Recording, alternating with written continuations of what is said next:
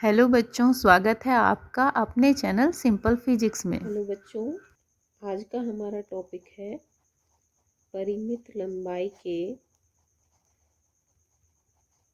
धारावाही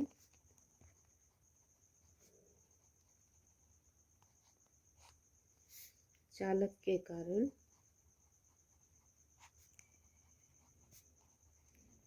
चुंबकीय क्षेत्र।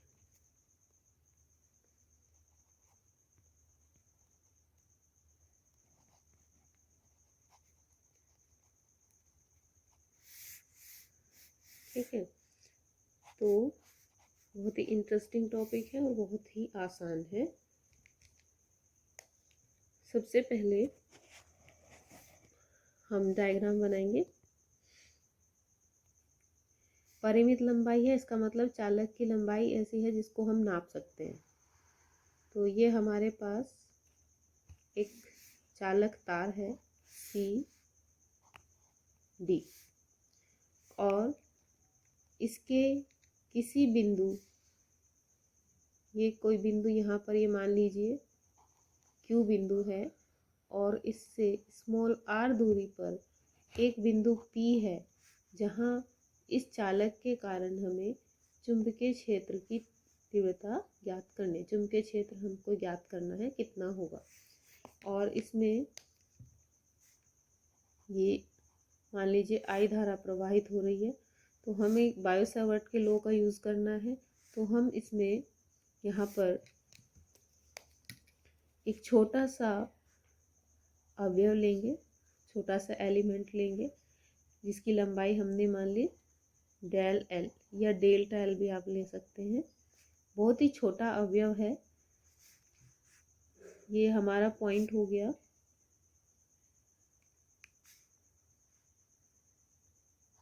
इस पॉइंट का नाम हमने दे दिया एफ, और ये हो गया ई। तो अब हम इसको यहाँ से दोनों पॉइंट्स को हम पी से मिला देंगे।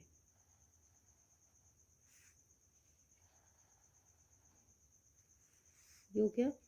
और ये जो हमारा सी और डी पॉइंट है, इसको भी हम पी से मिला देते हैं।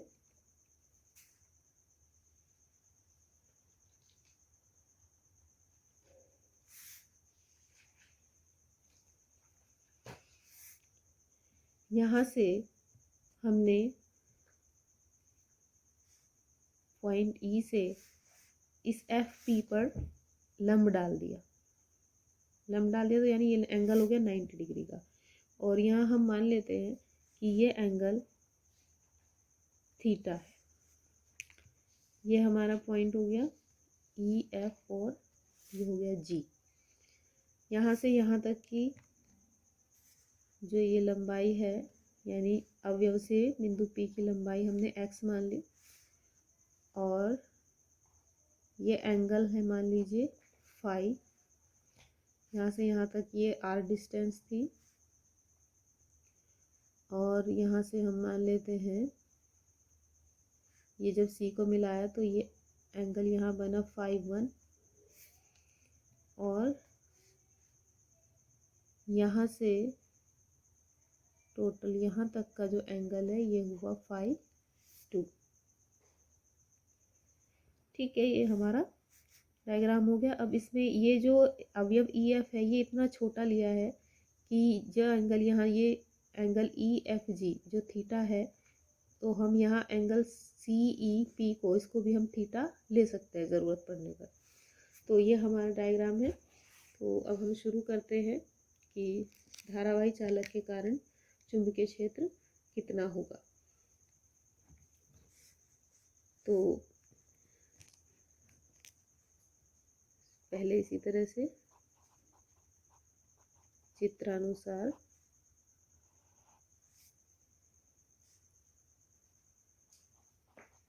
माना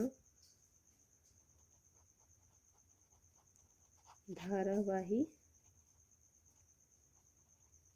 चालक सी डी से आर दूरी पर स्थित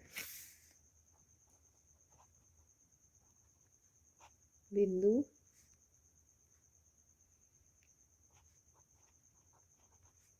P पर चुंबकीय क्षेत्र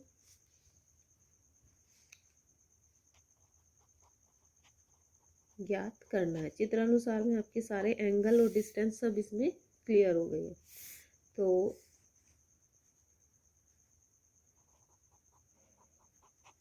कौन सा नियम हमें यूज करना है? बायो-सैवर्ट नियमानुसार अवयव डेल एल के कारण बिंदु P पर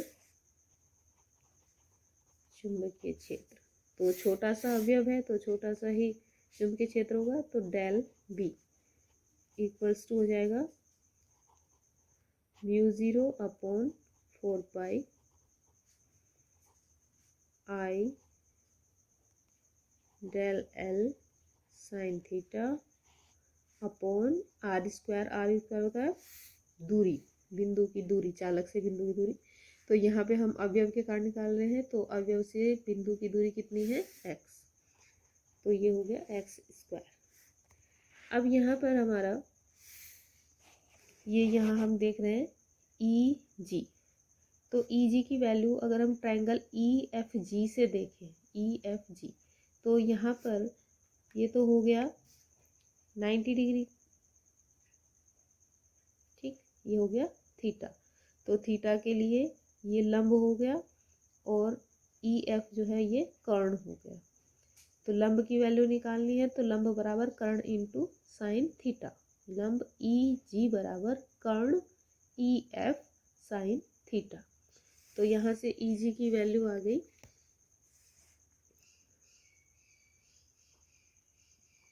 यहाँ लिखेंगे चित्र से EG equal to FE sine theta, यानी डेल L साइन थीटा, त्रिभुज EFG से, ठीक। अब यहाँ आते हैं EGP में।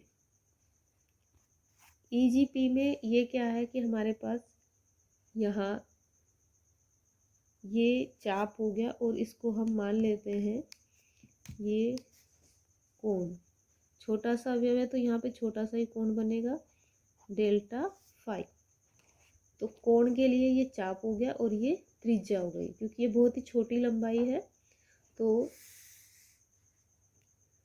त्रिभुज EPG में, त्रिभुज EPG में कोण डेल्टा फाई, चाप EG और त्रिज्या x, तो चाप बराबर हो जाएगा कोण गुणा त्रिज्या, तो चाप EG इक्वल टू त्रिज्या x और कोण delta phi.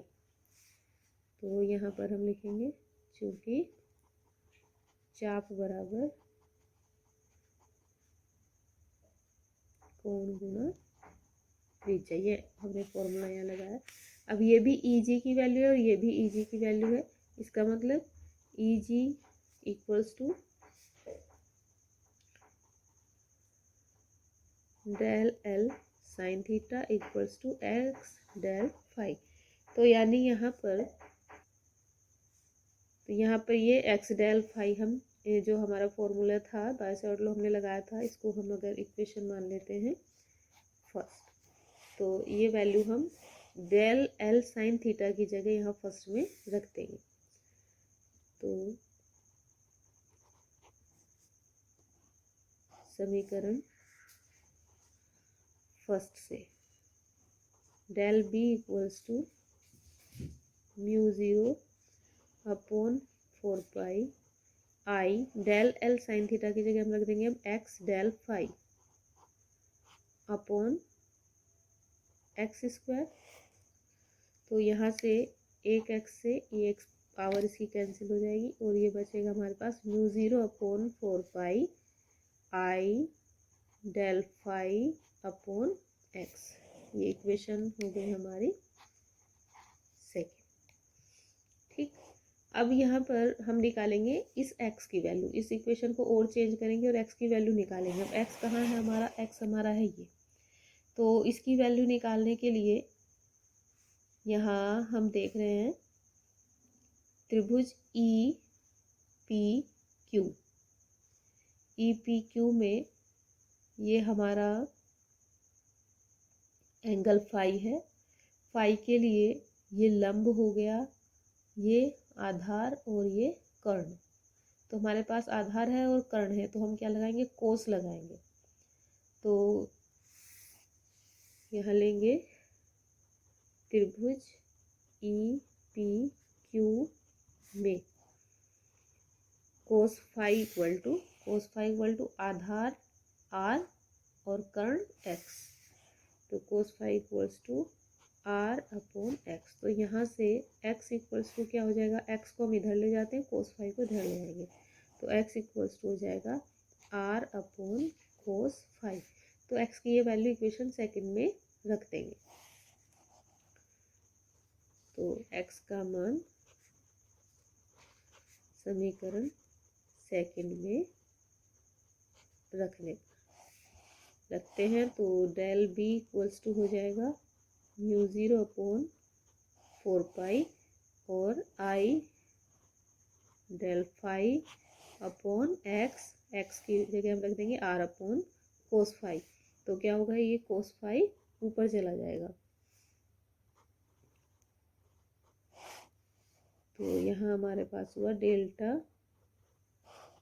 Del B equal to mu 0 upon 4 pi I cos phi ऊपर चला गया, डेल फाई अपॉन आर। ठीक, ये इक्वेशन हमारी हो गई थर्ड। अब हम क्या करते हैं, अब यहाँ पर आइए, तो हमको देखो ये तो हुआ छोटे से अवयव डेल एल के कारण चुंबकीय क्षेत्र, हमें निकालना है पूरे चालक सी डी के कारण चुंबकीय क्षेत्र। ठीक है, तो यहाँ पर हम देख रहे हैं कि ये फाई पे डिपेंड कर रहा है। तो ये एंगल हम देखते हैं, यहाँ जब हम चालक पे सी से डी तक चलते हैं तो एंगल कहाँ से कहाँ तक चेंज होता है। तो इधर हम देख पा रहे हैं कि ये एंगल है फाई 1 और ये एंगल है फाई 2। ठीक, यहाँ से हम चलते हैं, अगर क्यू से हम यहाँ से क्यू से हमने ली थी जो भी डिस्टेंस ली थी, तो क्यू से चलते हैं, तो जब हम इधर सी सिरे की तरफ चलेंगे तो ये एंगल जो है फाई 1 तक चेंज होगा, और जब क्यू से डी की तरफ चलेंगे तो ये फाई 2 तक चेंज होगा। तो हम क्या करेंगे कि जो इक्वेशन थर्ड हमारी आई है, हम इसका इंटीग्रेशन करेंगे फाई 1 से लेकर फाई 2 तक। ठीक, अब हमारा इसमें जो हमने लाइन ली है वो ली है पी क्यू। तो इसमें फाई 1 क्योंकि नीचे की तरफ है, हम इस ऑपोजिट डायरेक्शन में चलेंगे, तो ये माइनस के साथ लेंगे माइनस फाई 1, और फाई 2 ऊपर की डायरेक्शन में है तो ये लेंगे हम फाई 2 प्लस के साथ। तो पूरे चालक के कारण चुंबकीय क्षेत्र निकालने के लिए क्या करेंगे,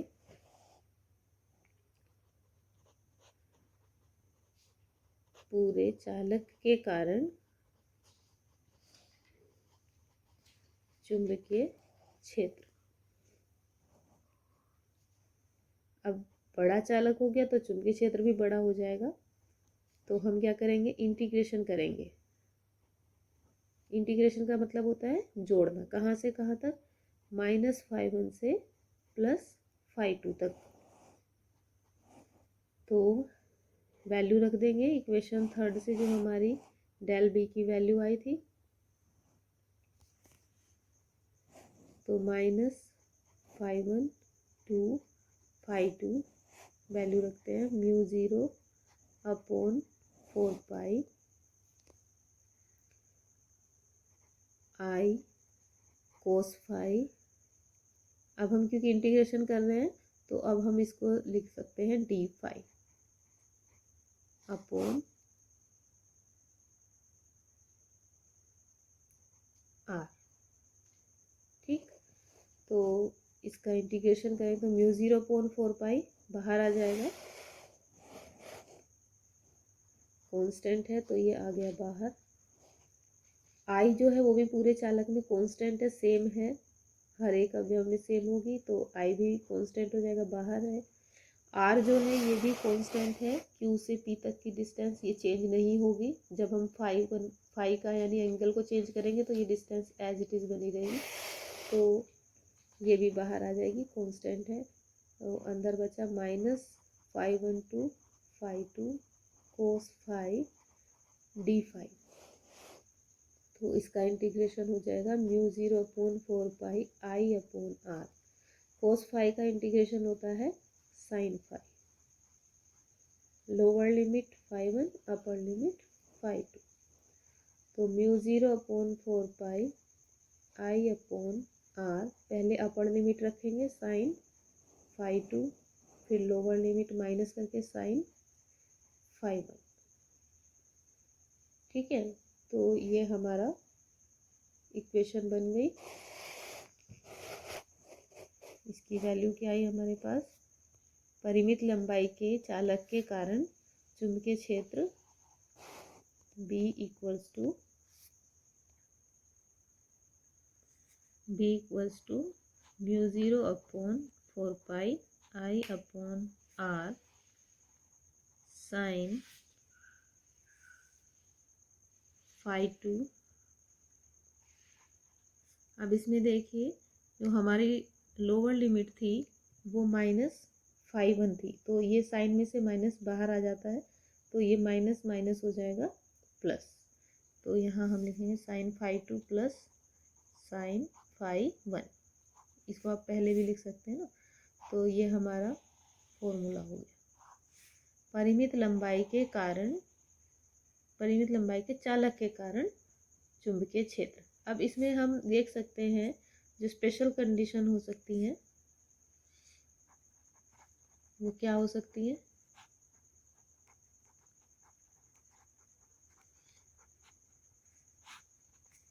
जो फिलहाल हम यहाँ लिख सकते हैं कि जो बिंदु P है वो एक तो ये है कि इसमें किसी एक सिरे की तरफ हो सकता है। मान लीजिए ये यहाँ पर अलग से देखिए, जैसे ये CD है और जो पॉइंट P है वो हो सकता है कि यहाँ D के पास हो, ठीक है, या हो सकता है कि यहाँ बिल्कुल C के पास हो। तो अगर ये D के पास होगा तो उस कंडीशन में इस चित्र को देखिए, ये ऐसे बन जाएगा।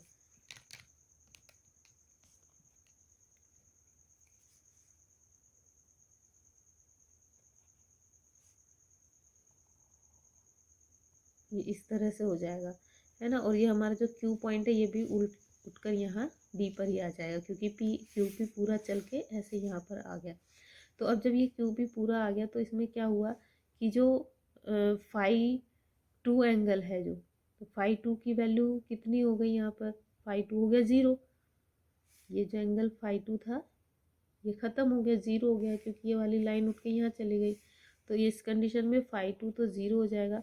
और φ1 क्या होगा, अब क्योंकि एक ही सिरे की तरफ ये चला गया है, तो इस कंडीशन में φ1 जो है यानी ये वाला एंगल, ये हमें इसमें थोड़ा दिखाई दे रहा है कि कुछ होगा, लेकिन ये 90 डिग्री के आसपास होगा। ये इस तरह से आप कह सकते हैं, क्योंकि एक ही सिरा हो गया तो ये इस तरह से बहुत ही पास होगा, तो लगभग 90 डिग्री जो है ये हो जाएगा।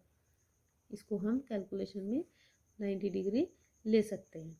तो उस कंडीशन में क्या होगा, यहाँ पर फर्स्ट, यदि बिंदु P सिरे D के समीप है तो φ1 लगभग π/2 यानी 90 डिग्री हो जाएगा और φ2 लगभग 0। तो उस कंडीशन में हमारा फॉर्मूला हो जाएगा B इक्वल्स टू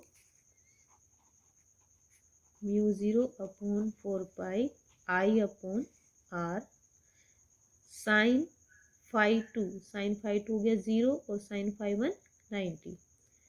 तो साइन 0 की वैल्यू तो 0 ही हो गई, और साइन π/2 या 90, साइन 90 की वैल्यू 1 होती है, तो उस कंडीशन में क्या हो जाएगा μ0/4 पाई I/r। तो उस कंडीशन में चुंबकीय क्षेत्र कितना होगा, B equals to μ0/4 pi I/r। दूसरी स्थिति क्या है, दूसरी कंडीशन में हो सकता है, सेकंड कंडीशन में, कि जो चालक है वो अनंत लंबाई का हो। जब ये इधर भी अनंत तक चला जाएगा, इधर भी अनंत तक चला आएगा तो ये फाई टू एंगल भी देखो ऐसे जैसे बहुत दूर दूर तक चला जाएगा, तो बढ़ता बढ़ता बढ़ता लगभग 90 डिग्री हो जाएगा। और इधर ये फाई वन भी बढ़ता बढ़ता, देखो ये सी जो है दूर दूर दूर होता चला गया, तो ये फाई वन भी ऐसे दूर दूर ऐसे ऐसे ऐसे बढ़ता चला जाएगा। और जब ये अनंत पे पहुंचेगा तो ये फाई वन लगभग 90 डिग्री हो जाएगा। और इसी तरह से डी सीरा भी अनंत पर चला जाएगा, तो ये ऐसे बढ़ता बढ़ता बढ़ता बढ़ता फाई टू जो है, यानी डी से हम मिलाते जाएंगे और डी आगे बढ़ता जाएगा, तो फाई टू की वैल्यू भी बढ़ती जाएगी और ये 90 डिग्री हो जाएगा। तो इस कंडीशन में, यानी अनंत लंबाई, यदि चालक अनंत लंबाई का है, तब फाई वन और फाई टू इसके इक्वल हो जाएंगे 90 डिग्री। तब हम इसी फॉर्मूले में फाई वन और फाई टू की जगह 90 रखेंगे, तो बी इक्वल टू हो जाएगा mu 0/4 I upon R sine 90 plus sign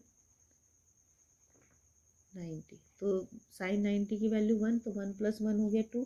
तो B equals to mu 0/4 I upon R into 2, 1 + 1। Sine 90 की वैल्यू 1 और इसकी वैल्यू 1, तो 1 + 1 हो गया 2। इस 2 से ये 4 कैंसिल हो जाएगा, तो 2 बचेगा। तो फॉर्मूला क्या बन गया हमारा, b equals to mu 0 I upon 2 r। देखिए ये 2 रह गया है, या mu 0/2 into I upon r। ठीक है, ये अनंत लंबाई के लिए हो गया। ठीक है बच्चों, तो ये टॉपिक यहाँ पर ख़त्म होता है। उम्मीद है आपको समझ आया होगा, अच्छा लगा होगा। अगर अच्छा लगा है और समझ आया तो लाइक और शेयर ज़रूर करें। कोई प्रॉब्लम हो तो आप कमेंट बॉक्स में पूछ सकते हैं। Thank you.